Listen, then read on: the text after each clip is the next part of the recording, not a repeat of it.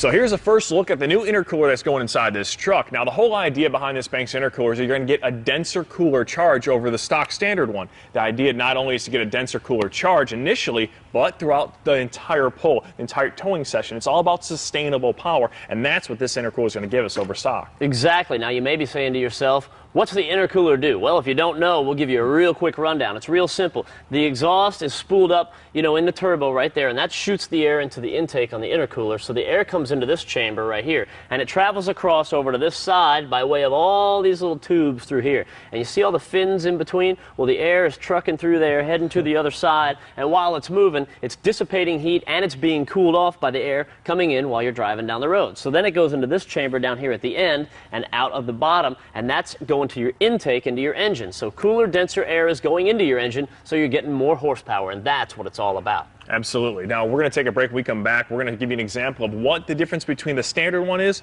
up against this one. It's a huge difference. Yep. Really good at that.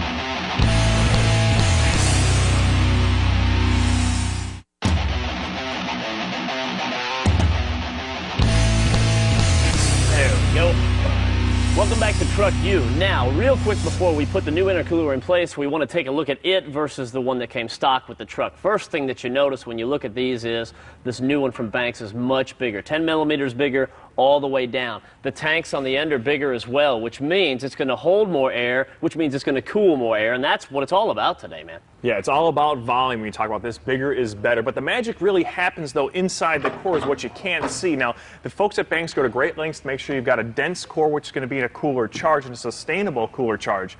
The whole trick, though, is not to make it so dense that air won't pass through and get to the radiator. That's going to cause a problem with their whole cooling system of the truck. With the folks at Banks, you do not have to worry about that.